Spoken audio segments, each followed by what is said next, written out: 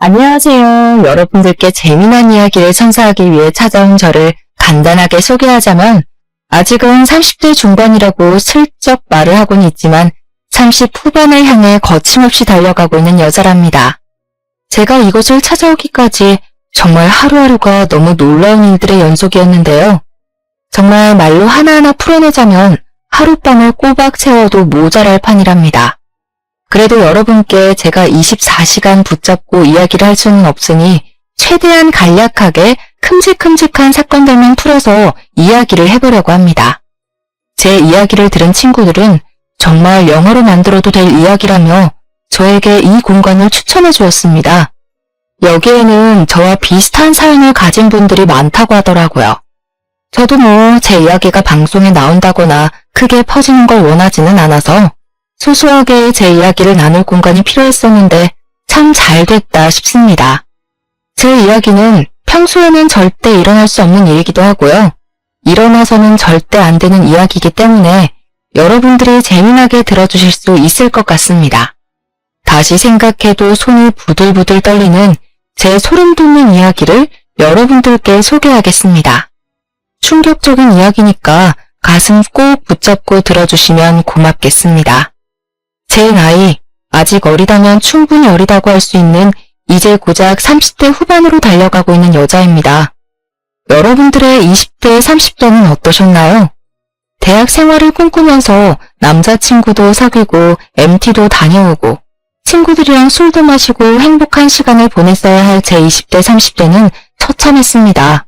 요즘 시대에도 이런 일이 일어날 수 있다고 하실 법한 일을 제가 겪었고 제가 산 증인입니다. 저는 속된 말로 전기가 들어오는 게 신기할 정도로 아주 외지고 캄캄하고 폐쇄적인 시골 동네에서 태어나고 자랐습니다. 마을 사람들은 몇 가구 되지 않았는데 상당히 고시식하고 옛것을 그대로 지키려고 하는 발전하지 못한 사람들이 옹기종기 모여서 자기들끼리의 터전을 구축하고 살았습니다.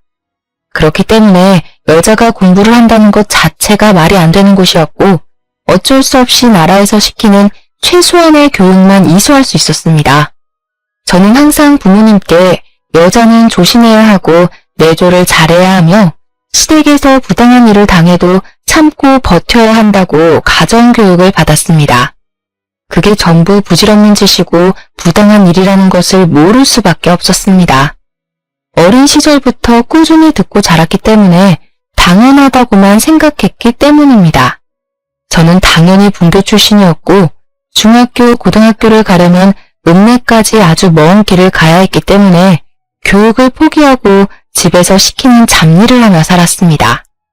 그랬던 저는 21살이라는 어린 나이에 손이 귀하디 귀한 집으로 팔려가듯 시집을 오게 되었습니다. 시집을 오게 된 이유 또한 지금 생각해보면 정말 어이가 없었는데 저희 친정에 제 위로 오빠만 3명이 있고 밑으로 남동생이 하나 있었습니다. 그러니까 남자가 많은 집안의 딸이라 우리 시댁에서도 저에게 아들만 턱턱 낳아주었으면 좋겠다고 요구를 하셨습니다. 한마디로 다른 부부는 전혀 본 것이 없고 오로지 집안에 남자가 많기 때문에 저도 그 기운을 타고났을 거라고 수소문을 해서 저를 중매로 데리고 온 것입니다. 어느 날 갑자기 시집을 가야 한다는 부모님의 말에 황당함을 느낀 것도 잠시. 저는 곧 웨딩드레스를 입고 남들이 술 먹고 여행 가고 공부하고 놀 시간에 시집살이를 시작하게 되었습니다. 정말 우리 시댁도 시댁이지만 남편 또한 엄청난 개차반이었는데 우리 남편은 돈을 쓸 줄만 알았지 벌 줄도 모르고 이 여자 저 여자 건드리지 않는 여자가 없다는 소문을 달고 사는 한마디로 아주 저급한 날라리 같은 놈이었습니다. 시댁 동네에 소문이 퍼다한 놈이었는데 저는 타지에서 시집을 왔으니 아무것도 모르고 있었던 것이었습니다. 제가 시집을 갈 때 시댁에서 친정으로 보내준 돈으로 저희 오빠들하고 남동생이 공부도 하고 기반도 잡고 해야 하지 않겠냐고 저희 부모님은 저를 설득하셨었습니다. 딸로 태어났으면 집안의 커다란 기둥이 될 오빠들을 위해서 희생도 할 줄 알아야 한다고 저를 몇 번이나 도망가지 못하게 붙잡으셨습니다. 어릴 때부터 계속된 주입식 교육으로 인해서 저는 타지에 나와 다른 사람들의 생활을 보기 전까지 제가 해야 마땅한 일이라고 생각을 했습니다. 저보다 10살이나 나이가 많은 남편과 결혼하는 게 죽기보다 싫었지만 그 어린 나이에 저는 시집을 오게 되었습니다. 저는 결혼하고 딱 3개월이 되는 시점에 아주 빠르게 임신을 하게 되었는데 정말 2번 다시는 겪고 싶지 않은 일이 벌어지게 되었습니다. 제가 임신을 했다는 소식이 전해지기 무섭게 남편이 어느 날 술을 마시고 집에 들어와서 괜히 기분이 나쁘다며 저에게 화풀이를 했고 제가 넘어지는 바람에 아이가 유산된 것입니다. 하루아침에 뱃속에 잉태되었던 아이가 사라졌는데 시댁에서는 남편 탓을 하지 않고 제 탓으로 모든 것을 돌리기 시작했습니다. 어미가 되어서는 당연히 유산이 되지 않게 아이를 지켜냈어야지. 그렇게 쉽게 아이를 보내? 내 손자 녀석 어떻게 돌려낼 것이야. 성별이 나오지도 않은 작은 전밖에 되지 않은 아이였지만 시모는 당연히 제가 아들을 낳을 것이라고 생각을 하며 본인 손주를 돌려내라고 윽박을 질렀습니다. 그 뒤로 저는 하루빨리 임신을 해서 시부모님에게 보여드리기 위해 시도를 했지만 첫 번째 유산으로 인해서 자궁에 문제가 생긴 것인지 임신이 잘 되지 않았습니다. 당연히 시댁에서는 저에게 몸 관리 하나 제대로 할 줄 모르는 팔푼이라고 하시며 그때부터 저를 구박대기 취급을 하기 시작했습니다. 각고의 노력 끝에 제 나이 24살이 되었을 때 다시 한번 임신을 하게 되었고 정말 소중하게 10달이라는 긴 시간 동안 아이를 지켜낸 덕분에 저는 출산을 하게 되었습니다. 하지만 시댁에서 바랐던 것처럼 아들을 낳은 게 아니라 저는 딸을 낳고 말았습니다. 딸을 낳고 난 이후에 정말 안타깝게도 저는 자궁에 크게 문제가 생겨서 그 어린 나이에 자궁 적출 수술까지 받아야만 했습니다. 시댁에서는 청천벽력 같은 소리에 머리를 싸매고 드러눕기까지 하셨습니다. 당연한 일로 저를 더 구박하고 무시하고 잡아먹고 싶어 안달난 사람처럼 굴었습니다. 하나를 낳았어도 아들을 낳았어야지 아무짝에도 쓸모없는 딸년을 낳았다면서 저에게 반푼이도 이런 반푼이가 없다고 욕을 하셨습니다. 거기까지는 딸아이를 보면서 어떻게든 버텨내보려고 했지만 정말 충격적인 일이 벌어지기 시작했습니다. 저희 딸을 보면서 아들이 아니라 딸이라 쓸모가 없다며 남편까지도 저와 딸을 무시하기 시작하더니 바깥으로 나돌아다니는 게 아니겠습니까? 차라리 집에서 잔소리를 하지 않아 편하다고 생각했는데 아이가 돌이 지났을 무렵 집에 남편이 웬 여자를 데리고 들어오는 것입니다. 저는 순간 불안한 마음에 자리를 피하고 싶었지만 시부모고 남편이고 저를 불러앉혀놓고는 그 여자를 옆에 낀 남편이 자기의 내연녀라고 당당하게 말을 하더라고요. 저에게 들킨 것도 아니고 당당하게 남편이 먼저 자신의 내연녀라고 소개를 하다니 너무 황당해서 아무런 소리도 내지 못하고 부들부들 떨었습니다. 내연녀라는 사람은 저에게 너무나도 태연하게 인사를 했는데 그 순간 머리 끝까지 열이 받아서 그 여자 앞에 있던 뜨거운 커피를 그녀에게 부어버렸습니다. 단 한 번도 시모의 잔소리를 막아준 적이 없었던 남편이 그 여자의 앞을 막아서면서 그 뜨거운 커피를 대신 맞아주더라고요. 당연히 시부모는 저에게 제정신이냐고 소리를 지르고 난리를 쳤지만 저는 그 무엇보다 남편이 그 여자를 감싸주기 위해 커피를 대신 맞아주었다는 게 더 충격적이었습니다. 저를 그렇게 구박하고 때리던 남자가 그년이 커피 맞는 꼴을 못 봐서 대신 맞아주다니 눈물이 앞을 가리는 듯한 느낌을 받았지만 꼭 참았습니다. 사랑 없이 한 결혼이라고 하지만 아이까지 있는데 어떻게 제 앞에서 그런 꼴을 보여줄 수가 있단 말입니까? 하지만 연타로 저에게 충격을 주기로 결심했는지 남편은 내연녀 뱃속에 아이가 있다는 소식까지 저에게 전해주었습니다. 잔인하게도 본인의 아이를 가졌고 아들일 것 같은 느낌이 든다면서 데리고 살아야겠다고 일방적으로 통보를 해왔습니다. 저는 남편과 결혼 생활을 이어나갈 자신이 없었습니다. 여러분들이라면 이런 상황에서 남편과 남편의 내연녀와 함께 살 수 있을 것 같습니까? 하지만 저는 그곳에서 버티지 않으면 안 되는 한마디로 아무것도 할 수 없는 사람이 되어 있었습니다. 친정 또한 시댁에서 받은 돈이 있었기 때문에 저에게 욕심이 그득한 말투로 그 집에서 모진 수모를 버텨내야만 한다고 저에게 위로가 아닌 강요를 해왔습니다. 어차피 그 여자는 내연녀일 뿐이지 않느냐. 본처는 저이기 때문에 무조건 버텨내야지만 그 집안에서 한 몫을 당당하게 챙길 수 있는 거라고 하셨습니다. 나중에 유산을 다 받아 챙기고 나면 내연녀가 울고불고 빌 것이 분명하기 때문에 무슨 일이 있어도 포기하면 안 된다면서 저에게 할 수 있는 건 버티기밖에 없다고 하셨습니다. 저처럼 심신이 미약한 사람에게는 너무나도 어려운 요구였고 저는 정말 몇 번이고 그 집을 탈출하고 싶다는 생각만 맴돌며 하루하루를 힘들게 보내야만 했습니다. 제가 점점 집에서 할 수 있는 일이 줄어들고 말이 사라지고 가족들이 저를 찾게 되지 않고 저와 제 딸은 뻗어놓은 보리자루 같은 취급을 당했습니다. 저의 입지가 좁아들수록 내연녀는 점점 더 당당해졌고 불러오는 배를 내밀면서 보란듯이 저에게 웃음을 흘리고 다녔습니다. 어깨에 힘이 잔뜩 들어가 저를 집안의 가정부로 취급하는 내연녀를 보면서 딸을 끌어안고 얼마나 울었는지 모릅니다.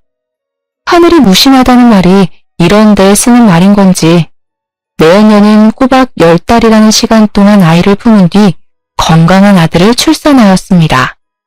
시댁에서는 아들을 떡하니 낳은 내연녀에게 세상에서 제일 가는 복덩이라며 건물도 하나 넘겨주고 아들을 태우고 다니라며 비싼 외제차도 하나 뽑아주었습니다.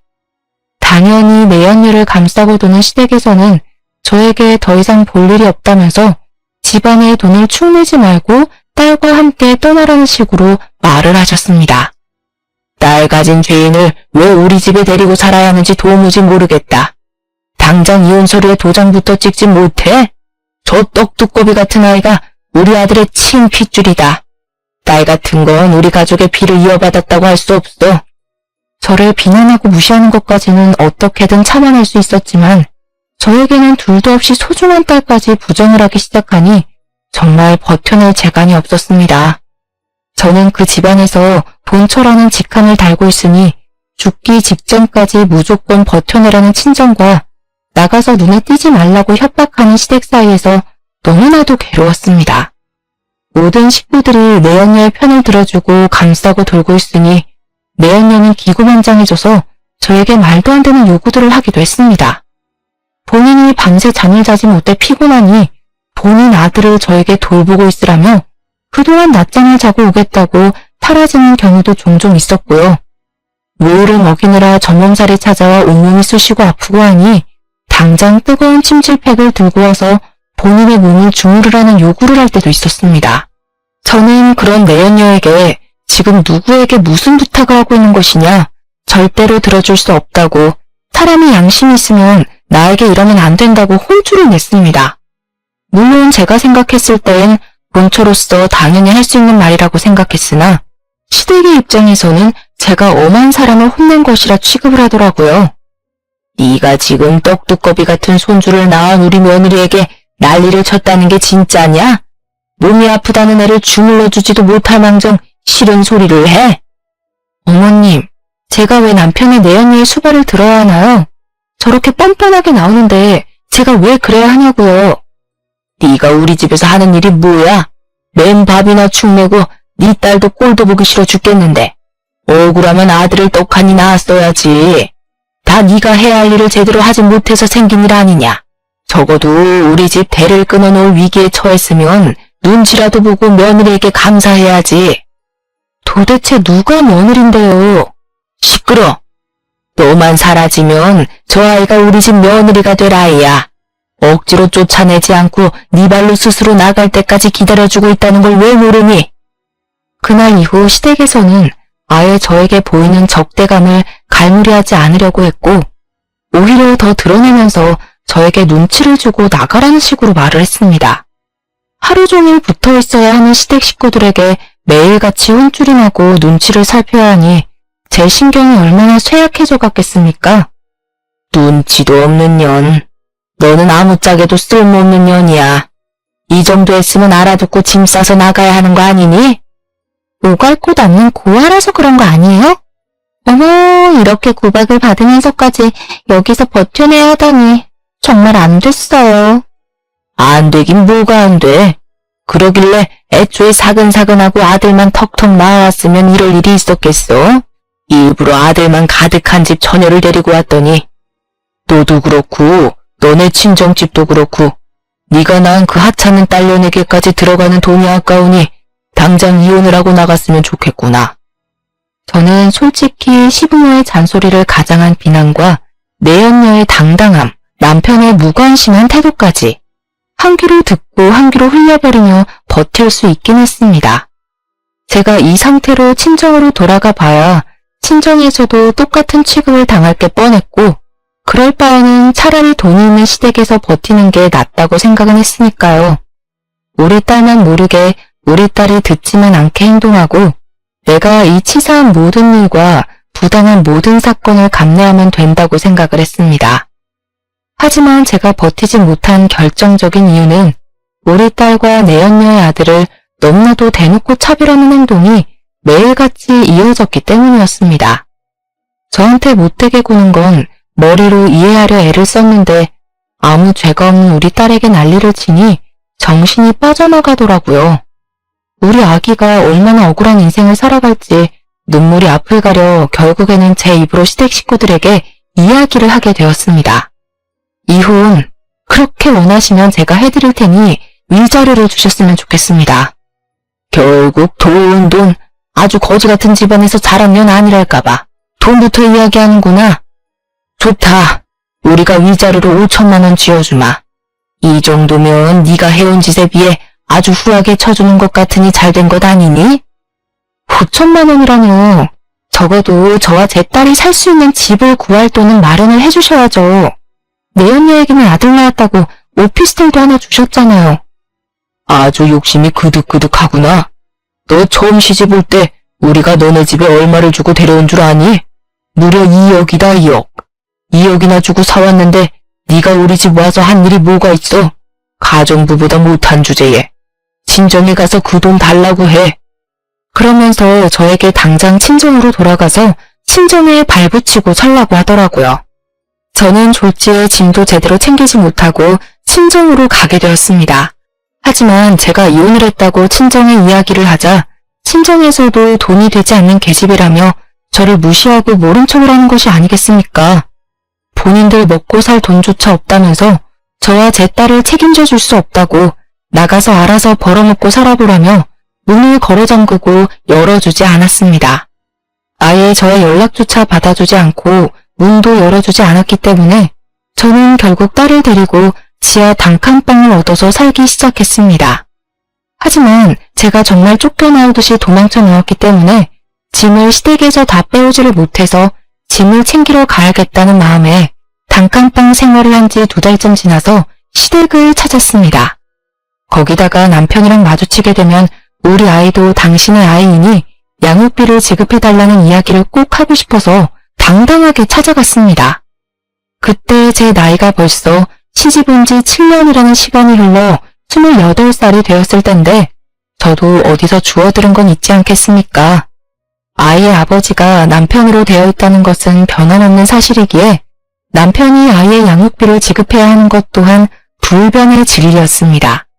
아무튼 시댁에 찾아갔는데 집이 초상집 분위기나 다름없는 것이 아니겠습니까? 이게 다 무슨 일인가 싶어서 두리번거렸습니다. 저와 오랜 시간 함께했던 일하시는 아주머니께서 저를 발견하시고는 놀라서 여기는 무슨 일로 왔냐고 물어보시더라고요. 저는 짐을 가지러 왔고 남편을 잠깐 만나고 싶다고 이야기를 했더니 일하시는 분이 글쎄 우리 시부모가 갑자기 죽어버렸다고 말을 해주는 것이 아니겠습니까? 갑자기 죽었다고요? 왜요? 자세한 건 글쎄 저도 잘 모르겠는데 두 분이 볼일을 보러 차를 타고 나가셨는데 차량 브레이크가 고장이 났대요. 그렇게 사람 못되게 굴고 욕심 잔뜩 부리시더니 너무 허망하게 가셨지 뭐예요. 저는 솔직히 시부모가 한날 한시에 죽었다는 것이 충격으로 다가오기보다는 통쾌하다는 생각이 먼저 들었습니다. 조강지처인 저를 그렇게 모질게 내치더니 아주 벌받았구나 싶었습니다. 저는 시댁에서 제 짐을 빼오려고 했지만 일하시는 아주머니께서 저에게 말씀하시기를 남편이 제가 찾아오거나 물건을 가져가라고 하면 절대로 주지 말라고 했다는 겁니다. 자기도 고용이 된 입장이라서 무시할 수가 없다고 이만 돌아가 달라고 말을 하는데 아주머니 입장도 있으니까 제가 물러서게 되더라고요. 결국 남편이 있을 때 다시 오겠다고 생각을 하며 시댁에서 나와 멀어지는데 시부모가 죽었다고 한 그 말이 자꾸 귀에 맴도는 게 아니겠습니까? 정말 욕심이 그득한 인간들이라 벽에 똥칠을 할 때까지 살 것이 분명하다고 생각을 했는데 허망하게 죽어버렸다고 하니 자꾸 그 꼴이 궁금하더라고요. 그렇게 부모 품에 쌓여 살던 남편이 어떤 모습으로 초장을 치르고 있을지 내연녀는 정말 시부모의 사랑을 잔뜩 받아 얼마나 더 기고만장해졌는지 그 잠깐 사이에 그 둘의 사이가 돈독해졌는지 궁금해서 저는 장례식장을 찾아가기로 결심했습니다. 장례식장에 정말 남편이랑 내연녀 아들이 셋이서 상복을 입고 시부모님 영정사진 앞에 떡하니 있더라고요. 저는 당당하게 조문을 했습니다. 내연녀 아들은 돌쟁이 아기였는데도 그 자리에 같이 있는 걸 보니 당당하게 아들을 낳았다는 걸 친척들에게 과시하고 싶어하는 것 같았습니다. 저도 보란듯이 조문을 하자 내연녀가 저를 표독스럽게 째려보면서 제 팔을 딱 잡는 게 아니겠습니까? 저는 그 팔을 뿌리치고 일부러 시부모 영정사진 앞에 국화꽃을 두었습니다. 여기가 어디라고 찾아와요? 본처를 밀어내고 앉은 후처가 아주 말이 많네. 제가 일부러 사람들 들으라는 듯이 딱딱하게 큰 소리로 이야기를 하니 내연녀가 흠칫하면서 주위 사람들의 시선을 의식하고 이를 악물더라고요. 영정사진에 환하게 웃고 있는 시부모를 보니 저는 마음 한구석에서 올라오는 토기와 비웃음이 한꺼번에 올라왔습니다. 그러다 결국 피식하고 웃음을 흘렸죠. 내연녀가 조용히 다가와서 미친 거 아니냐고 분란 일으키지 말고 꺼지라고 하는데 그냥 얼굴에 침이라도 뱉어주고 싶었습니다. 내연녀는 남편을 쳐다보면서 저를 쫓아내달라는 식으로 손짓을 했는데 남편이 아무 소리도 하지 않고 저를 이상한 얼굴로 바라보는 게 아니겠습니까? 미련이 남아서 그렇게 보는 것 같아 보이진 않았는데 뭔가 하고 싶은 말이 잔뜩 있는 사람처럼 저를 쳐다보고 있었습니다. 저도 남편의 얼굴을 바라보는데 그 순간 이상한 낌새를 눈치챈 건지 내연녀가 저에게 와서 조문을 했으면 이제 그만 가보라고 밀어내더라고요. 아무래도 사람들의 시선이 집중이 되고 흥미진진한 눈들로 귀를 쫑긋하고 있으니 본인이 쪽팔린 줄은 알았나 봅니다. 자꾸 등을 떠밀면서 본인들 행복하게 잘 살고 있으니까 뒤흔들 생각하지 말고 동정심 얻을 생각하지 말라고 외치는데 더러워서 장례식장을 나왔습니다. 저는 남편의 마지막 표정이 자꾸 마음에 걸려서 남편과 대화를 해봐야겠다고 생각을 하긴 했지만 쉽지 않더라고요. 내연녀가 아무래도 남편의 바람길을 불안해하는 건지 철벽을 치면서 저와 연락이 닿지 않도록 갖은 수를 다 쓰고 있었기 때문에 남편과 연락을 할 방법을 찾지 못했습니다. 저는 결국 그 복잡 미묘한 표정을 뒤로하고 남편과 시댁 쪽에는 모든 관심과 연락을 끊고 홀로 서기를 시작했습니다. 그렇게 7년이라는 세월이 흐르는 동안 정말 아이를 키워내기 위해 저는 안 해본 일이 없을 정도로 많은 고생을 했습니다. 그 어떤 가족도 저에게 도움을 주지 않았고 연락조차 되지 않았기 때문에 저는 여러 해를 돌아다니며 했고 결국에는 식당 일에 정착해서 아이를 키워내고 있었습니다. 식당 사장님 부부가 너무나도 좋으신 분들이라 저의 모든 사정을 듣고 눈물을 지으며 저를 배려해 주셨고 덕분에 편하게 일을 할 수 있게 되었습니다. 일에 적응도 완벽하게 하고 식당 사장님 부부의 일을 도와 열심히 일을 하고 있던 어느 날 휴대폰으로 모르는 번호 문자 하나가 도착했더라고요. 저는 문자의 내용을 보고 너무나도 놀라서 헉소리를 내고 말았습니다. 그 문자에는 전 남편이 사망을 했다고 장례식장과 발인 날짜가 적혀 있었기 때문이었습니다. 시부모가 죽었을 때는 그저 통쾌하다, 죽을 만한 사람이 죽었다고 생각을 했는데 전 남편이 죽었다는 문자는 조금 충격적이라 저는 멍하니 그 자리에 서 있어야 했습니다. 식당 사장님 부부께서 저에게 무슨 일이냐고 물어보셨고 그제야 정신을 차리고 말씀을 드리니 일단 장례식장에 찾아가 보라고 하시더라고요. 아무리 그래도 저희 아이가 남편의 핏줄이니 이제라도 뭔가 남겨주는 것이 있지 않겠냐고 편하게 살아야 하지 않겠냐고 하시면서요. 사실 유산에 대한 부분은 전혀 생각도 하지 않았었지만 사장님 부부의 말을 듣고 저는 장례식장에 찾아가기로 결심을 했습니다. 장례식장에 도착을 하니 너무나도 태연하게 내연녀가 저를 보면서 왔냐고 인사를 건네는 게 아니겠습니까? 불과 5년 전에 시부모님이 돌아가셨던 그때에는 어떻게든 저를 쫓아내려고 안간힘을 다 쓰던 내연녀가 변해버린 태도로 저를 대하니 수상한 마음이 들더라고요. 마지막 가는 길이니 저에게 전 남편에게 인사나 제대로 한번 올리라고 자리까지 비켜주는데 어느 누가 의심하지 않을 수 있겠습니까? 여유가 있어도 너무나도 넘치는 여유 있는 모습에 저는 점점 남편의 죽음에 대한 의심을 품게 되었습니다. 저랑 남편이랑 이혼한 이후에 연락조차 못하게 할 만큼 남편에게 집착적으로 굴었던 여자가 눈물도 한 방울 흘리지 않고 태연하게 자리를 지키니 전 남편에 대한 정이나 사랑이 남아있지 않더라도 정말 그 어떤 누구라도 저와 같은 마음이 들었을 것이라고 생각합니다. 게다가 장례식장에 조문으로 온 다른 사람들과 실실 웃고 떠드는 모습까지 보게 되니 내연녀가 정말 정신 나갔거나 숨기는 게 있는 거라고 생각하기 시작했습니다. 제가 너무 오버하는 것 같다고 느끼실 수 있을지 모르겠지만 남편이 저에게 뭔가 할 말이 진득하게 있다고 느꼈었던 시부모의 장례식장에서의 기억이 잊히지 않았기 때문이었습니다. 저는 제가 알아야 할 비밀이 있다는 느낌을 지울 수 없었고 내연녀에게 말을 걸었습니다. 아직 그 집에 내 짐이 있는 걸로 알고 있는데 정리하거나 버린 거 있어? 글쎄요. 제가 짐 정리를 딱히 안 해서 모르겠는데요. 거기에 우리 친정 부모님께서 주신 나에게는 아주 귀한 물건이 있으니 그 물건만 찾아오게 해줬으면 좋겠네. 그동안은 집에 발도 디디지 못하게 했잖아. 아직 있을지 모르겠지만 그럼 와서 찾아가세요. 내연녀는 남편이 죽은 뒤 저에 대한 경계심을 완전히 풀어낸 듯 했습니다. 조금만 생각해보면 저희 친정에 저에게 귀한 물건을 줄 리가 없다는 게 떠올랐을지도 모르죠. 하지만 저는 장례식 중간에 남편의 집을 찾아가 집을 뒤지기 시작했습니다. 내연녀가 눈치채기 전에 남편이 무언가를 숨겨뒀을 거라 생각했습니다. 한참을 집을 뒤졌지만 이렇다 저렇다 할 흔적을 발견하지 못했는데 남편의 서재 구석진 곳에서 남편이 직접 쓴 다이어리를 발견하게 되었습니다.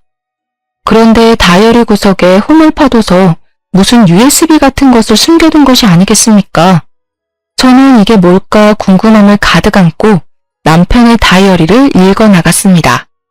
다이어리를 읽다가 도저히 끝이 나지 않을 것 같아서 집으로 들고 돌아왔고 집중을 해서 읽기 시작했는데 정말 그 메모들은 충격적이었습니다. 남편이 적어둔 말에 의하면 내연녀가 남편을 죽이려고 한다는 것이었습니다. 몇 번이나 의문투성이인 자동차 사고 위기에 처했었고 누군가 술에 취한 자기를 차도로 밀어버리려고 했던 적도 있었다고 전부 내연녀가 꾸민 짓 같다고 적혀 있었습니다. 저는 의문이 가득 들었습니다. 혹시 남편이 정신병에 걸렸던 것은 아닐까 하는 생각이 더 강하게 들었습니다. 남편에게 그렇게 집착을 했던 내연녀가 갑자기 왜 남편을 죽이려고 든단 말입니까? 남편과 함께 있으면 평생 돈 걱정도 없이 살 수 있었을 텐데요. 그리고 몰래 숨겨두었던 그 USB 안에도 어떤 자료들이 들어있을지 궁금해졌습니다. 저는 이 내용들을 혼자 감당해서는 안 된다고 생각했습니다. 그 이유는 당연히 남편이 죽은 사람이 되었기 때문이었습니다. 저는 혹시 모를 상황을 대비해서 장례식장으로 다시 돌아가게 되었는데 경찰과 내연녀가 실랑이를 벌이고 있는 모습을 목격하게 되었습니다. 사건을 정확하게 파악을 하려면 부검을 진행하는 것이 좋겠습니다. 의문사이기 때문에 유가족들의 심정도 이해는 하지만 저희가 부검을 하지 않겠다고 하는데 왜 경찰이 자꾸 부검을 하라고 하시는 거죠? 우리 남편은 그냥 심장마비로 사망한 거라고요. 부검을 진행하자고 하다니 그건 고인을 모독하는 행위라고 생각해요. 부검 진행 안 하겠습니다. 저는 내연녀의 부정적인 태도와 부검을 반대하는 행동을 보고 아주 강력한 확신이 생겼고 그대로 실랑이를 벌이고 있는 경찰과 내연녀에게 다가갔습니다. 제가 고인의 전부인 되는 사람입니다. 전 남편이 계속해서 이 여자가 자신을 살해하려 한다고 의심을 해왔던 것 같습니다. 지금 그게 무슨 소리예요? 내가 본처 자린 일어난 후처라고 그런 식으로 말하면 안 되죠. 놀라서 저를 바라보는 경찰에게 남편이 직접 쓴 다이어리를 건네면서 이게 증거라고 말을 하며 여기에 남편의 모든 의심이 적혀 있다고 말을 했습니다. 또한 경찰에게 제 아이가 남편의 핏줄인데 내가 대리인의 자격으로 부검을 신청할 수 없냐고 물어보았습니다. 경찰은 다이어리를 한번 쓱 훑어보더니 만약 내연녀가 용의자로 올라가게 되면 제가 대신 부검을 신청할 수 있을 거라는 답변을 돌려주었습니다. 내연녀는 그게 무슨 소리냐, 말도 안 되는 소리라고 끝까지 발악을 했지만 경찰은 그 모습에 더욱 짙은 의심을 하기 시작했습니다. 결국에는 내연녀가 부검을 거부해도 어쩔 수 없이 부검을 하게 되는 상황이 오게 되었고 부검 결과 남편의 체내에서 치사량 수준의 약물이 발견되었습니다. 전신을 마비시키는 약물로 정량 이상이 들어가면 호흡을 할 수 없는 독이라고 하더라고요. 수사는 급진전이 되기 시작했고 내연녀가 자주 다니던 피부과 원장에게서 그 약물을 얻었다는 것, 그리고 그 원장과 내연녀가 불륜관계였다는 것이 밝혀지게 되었습니다. 그 소식을 들었을 때 저는 정말 경악을 금치 못했고 경찰은 내연녀를 긴급 체포하게 되었습니다. 수사의 진척이 확확 이루어지던 와중에 저는 뒤늦게 USB가 생각이 났고 USB를 들고 다시 한번 경찰서에 찾아가서 건네주었습니다. 다이어리에 같이 들어있던 것인데 수사에 도움이 될 만한 것이 들어있을지도 몰라서 가지고 왔다고 하니 바로 한번 확인을 해보자고 하시더라고요. 경찰서에 있는 컴퓨터로 확인을 해보았는데 거기에는 주차장 CCTV 영상이 들어있었습니다. 경찰은 저를 보고 누군지 알아보겠냐고 물어보았는데 주차장에 놓인 차가 돌아가신 시부모의 차인 것이 아니겠습니까? 그 앞선 영상에서는 내연녀가 어떤 남자랑 함께 차 밑에 들어가서 무언가를 조작하는 것 같은 영상이 나오고 있었습니다. 남편의 부모, 그러니까 시부모가 차량 브레이크 고장 사고로 죽었어요. 경찰은 그 사건 또한 내연녀가 범인이라는 것을 확신하게 되었고 내연녀를 바로 추궁하기 시작했습니다. 처음에는 죽어도 아니라고 발뺌을 하던 그 여자는 CCTV 영상이 있다는 것을 밝히니 망연자실하면서 전부 시인을 하게 되었습니다. 내연녀와 함께 차 밑에서 조작을 했던 그 공범은 바로 피부과 원장이었습니다. 저는 순간 머리에 망치를 맞은 것 같은 기분이 들었습니다. 시부모가 죽은 시점이 내연녀가 아들을 낳고 얼마 지나지 않아서 아니겠습니까? 남편의 시신이 부검을 마친 뒤 화장을 하기 전이었기 때문에 저는 서둘러서 내연녀의 아들과 남편의 유전자 검사를 의뢰하게 되었습니다. 사건의 정말은 아주 쉽게 드러나게 되었습니다. 이실직고하는 사람에게 감형을 해주겠다는 거짓말에 둘 다 홀라당 넘어가서 서로의 죄를 낱낱이 고하게 된 것입니다. 내연녀는 시댁의 재산을 전부 차지하겠다는 일념으로 불륜남과 짜고 그런 짓을 벌였던 것이었습니다. 결국 경찰에서 촘촘하게 수사를 하고 제가 전해준 결정적인 증거로 인해서 둘 다 구속이 되었고 법의 심판 앞에서 서게 되었습니다. 당연한 수순으로 살인자이기 때문에 재산 상속에서 제외가 되었고 상속을 받을 수 있는 사람은 제 딸과 내연녀의 아들밖에 남지 않았습니다. 일주일이라는 시간이 흐르고 저는 친자 확인에 대한 결과를 받을 수 있게 되었는데 충격적이게도 내연녀의 아들은 남편의 친자식이 아니라는 결과가 나왔습니다. 저는 정말 소름이 전신에 가득 돋았고 유치장에 갇혀있는 내연녀를 찾아가게 되었습니다. 얼굴이 허옇게 질린 채로 힘없이 제 앞에 앉은 내연녀에게 저는 정색을 하며 이야기를 했습니다. 너 정말 소름 돋는 년이다. 그 돈이 욕심나서 시부모의 남편까지 죽여?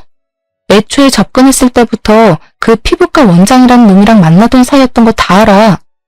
그러자 내연녀가 아주 못 들을 소리를 들었다는 듯이 과하게 깔깔 웃으면서 저에게 말을 하더라고요. 증거 있어? 이럼 어차피 우리 아들이 전부 상속받을 건데 너한테 콩고물이 떨어질 것 같아? 그동안 저에게 보여주었던 가식적인 모습을 모두 갈아치우고 본성만 남은 채로 표독스럽게 째려보면서 말을 하는데 오금이 다 저려왔습니다. 하지만 저도 강력한 증거가 존재했기 때문에 미리 준비했던 친자 확인서를 내연녀 앞에 들이밀면서 말을 했습니다. 야, 네 아들 우리 남편 아들 아니던데? 내가 모를 줄 알았어? 법적으로 조치 취하는 중이야. 네 아들이 친자가 아니고 친부가 글쎄 피부과 원장이라더라? 그래서 파양 소송하기로 했어. 그러자 내연녀 얼굴이 갑자기 바뀌더니 분노에 가득 차서 저에게 소리를 지르는 것이 아니겠습니까? 내 돈! 내 돈!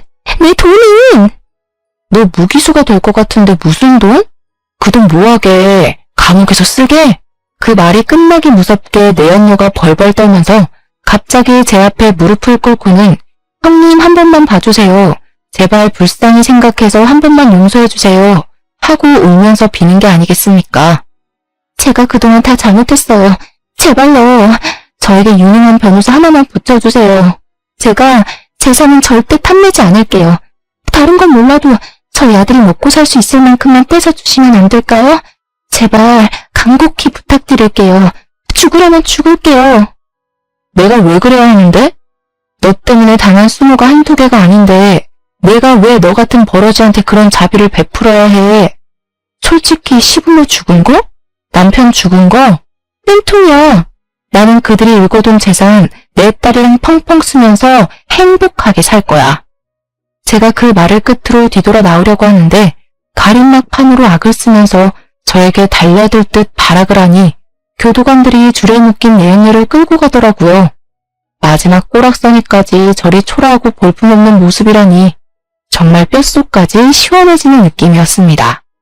재판이 시작되고 1심에서 사형이라는 결과가 나오게 되었고 공범인 피부과 원장도 죄질이 나쁘다는 이유로 무기징역이 나왔습니다.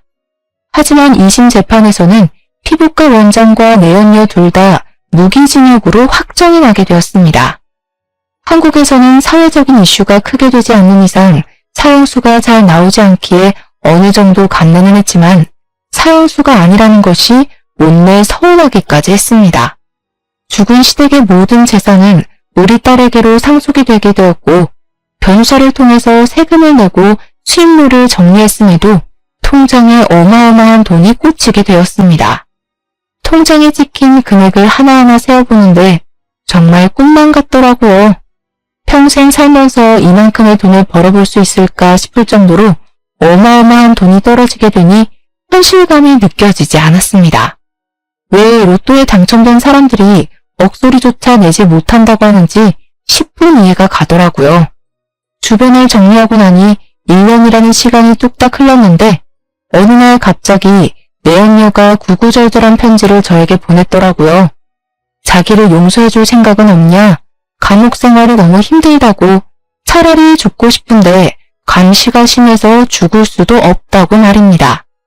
저는 당연히 그 편지를 다 읽고 박박 찢어버렸습니다.